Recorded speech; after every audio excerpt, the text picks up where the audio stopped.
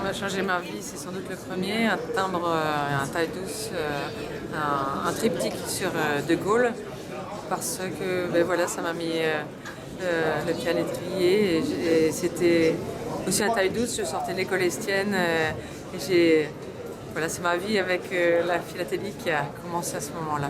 Qui a changé votre vie de collectionneur? Alors, le timbre qui a changé ma vie, eh bien, ça remonte maintenant à une trentaine d'années et c'est pas tout à fait un timbre, en fait, c'est une vignette expérimentale et il s'agit du célèbre palicile qui a servi à de nombreux essais, tant pour les feuilles, les carnets, les roulettes, et qui a été décliné dans de très nombreuses couleurs. On trouve dans plusieurs dizaines et il a servi donc d'essai pendant un quart de siècle.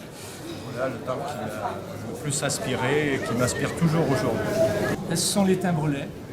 Plus ils sont laids, moins ils sont étudiés, plus ils sont Le timbre qui intéressants. a changé votre vie? Eh bien, c'est le 20 centimes noir, parce que c'est le premier timbre français, et puis que de toute façon, il y a énormément de possibilités d'oblitération, d'affranchissement, etc. Bon, c'est pour ça que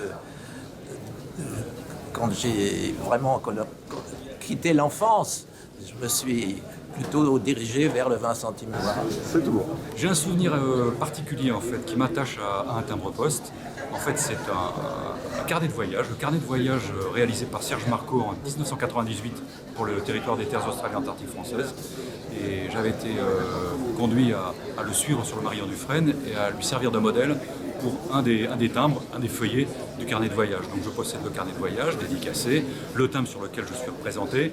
Et Serge Marcot m'avait fait cadeau de l'aquarelle originale qui lui avait servi pour la réalisation de ce carnet. Le timbre qui a changé ma vie, c'était tout jeune collectionneur, originaire de Dunkerque. Je suis tombé sous le charme, bien sûr, du timbre dédié à Jean Bart et le timbre de Dunkerque.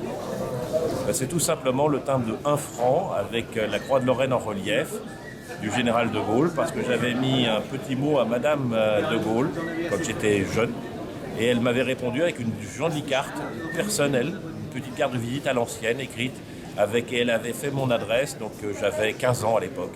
Et ça m'a fait vraiment très plaisir, cette courtoisie. Et ce beau timbre, et bien évidemment, c'est la pièce la plus précieuse de ma collection. Elle n'a pas de valeur marchande, mais c'est Madame de Gaulle qui a envoyé avec un timbre sur le général de Gaulle.